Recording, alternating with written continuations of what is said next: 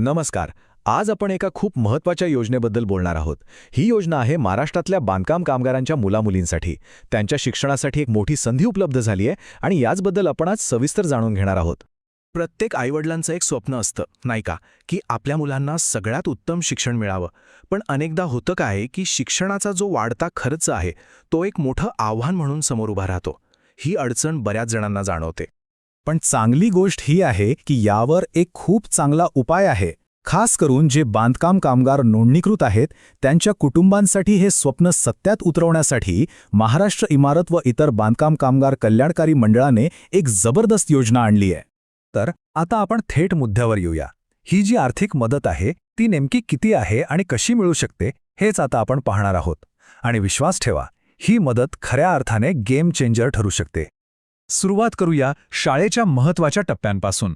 समजा 10वी किंवा 12वीच्या परीक्षेत 50% जास्त गुण मिळाले तर प्रत्येक वेळी म्हणजे 10वीला आणि 12वीलाही सरळ सरळ 10,000 रुपयांची शिष्यवृत्ती मिळते. आता पुढे जाऊया. जे विद्यार्थी इंजिनिअरिंग म्हणजे अभियांत्रिकीचं शिक्षण घेत आहेत त्यांच्यासाठी तर खूप मोठी मदत आहे. त्यांना दरवर्षी तब्बल 60,000 रुपये मिळतात. आणि थांबा, यापेक्षाही मोठी मदत आहे. जे विद्यार्थी मेडिकलला आहेत म्हणजे वैद्यकीय शिक्षण घेत आहेत त्यांच्यासाठी तर आकडा आणखी मोठा आहे. दरवर्षी चक्क 1,00,000 रुपये. आता असं वाटेल की ही मदत फक्त उच्च शिक्षणासाठीच आहे का? तर नाही. या योजनेचं वैशिष्ट्य हे आहे की ती अगदी सुरुवातीपासून म्हणजे शाळेपासूनच सुरू होते, जेणेकरून शिक्षणाचा पायाच मजबूत होईल. बघा, इयत्ता 1ली ते 7वीसाठी दरवर्षी 2,500 रुपये मिळतात. त्यानंतर 8वी ते 10वीसाठी हीच मदत वाढून होते 5,000 रुपये आणि 11वी-12वीसाठी तर थेट 10,000 रुपये प्रतिवर्ष मिळतात. म्हणजे शाळेच्या खर्चाची चिंता बरीच कमी होते. ठीक आहे, तर ही झाली शाळेची गोष्ट. पण शाळा संपल्यानंतर काय? उच्च शिक्षणासाठी सुद्धा ही मदत पुढे चालू राहते. चला पाहूया ती कशी.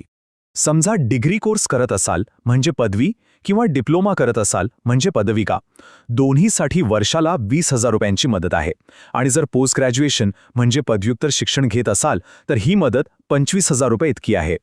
आणि एक अजून इंटरेस्टिंग गोष्ट, आजकाल कम्प्युटरचं ज्ञान किती महत्त्वाचं आहे हे आपल्याला माहीतच आहे. तर जो MSCIT कोर्स आहे तो पूर्ण केल्यास त्याची सगळी फी म्हणजे 100% फी परत मिळते. पण या योजनेतली सगळ्यात मोठी, सगळ्यात महत्त्वाची मदत जी आहे ती प्रोफेशनल कोर्सेससाठी आहे. म्हणजे असे अभ्यासक्रम जिथे खर्च खूप जास्त असतो. विचार करा, इंजिनिअरिंग किंवा मेडिकलसारख्या कोर्सेसना किती खर्च येतो. ही मदत अशाच विद्यार्थ्यांसाठी आहे ज्यांच्या करिअरला एक नवी दिशा मिळू शकते. ही खऱ्या अर्थाने आयुष्य बदलणारी मदत आहे.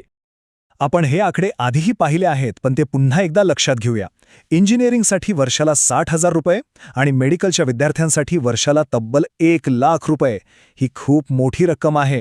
इतकं सगळं ऐकल्यानंतर आता मनात एक प्रश्न नक्कीच येईल की ठीक आहे, पण या सगळ्या योजनांचा लाभ घेण्यासाठी करावं काय लागेल? काय अटी आहेत? काय कागदपत्र लागतील?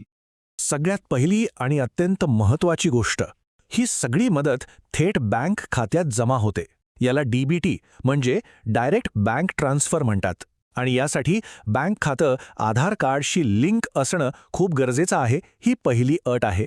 यानंतर काही कागदपत्रांची गरज लागेल, जसं की विद्यार्थ्याची मार्कशीट, शाळेकडून मिळालेलं बोनाफाईड सर्टिफिकेट किंवा 75% हजेरीचा पुरावा. सोबतच नोंदणीकृत कामगाराचं ओळखपत्र आणि त्यांनी मागच्या वर्षभरात कमीत कमी 90 दिवस काम केलं आहे याचा पुरावा. ही कागदपत्र तयार ठेवावी लागतील. चला, आता आपण शेवटच्या आणि सगळ्यात महत्त्वाच्या टप्प्याकडे आलो आहोत. कागदपत्र जमली, आता अर्ज कसा करायचा, प्रोसेस काय आहे? चांगली गोष्ट ही आहे की सगळी प्रोसेस आता ऑनलाईन आहे. म्हणजे कुठेही रांगेत उभं राहायची गरज नाही. सगळ्यात आधी सांगितलेली सगळी कागदपत्र एकत्र गोळा करा. मग मंडळाच्या अधिकृत वेबसाईटवर जा. तिथे एक ऑनलाईन अर्ज दिसेल, तो व्यवस्थित भरा.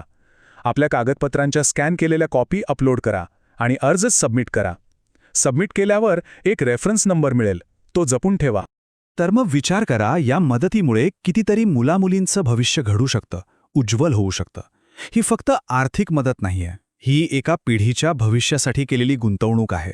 यातून शिक्षणाची अशी अनेक दारं उघडतील जी कदाचित पैशांअभावी बंद राहिली असती.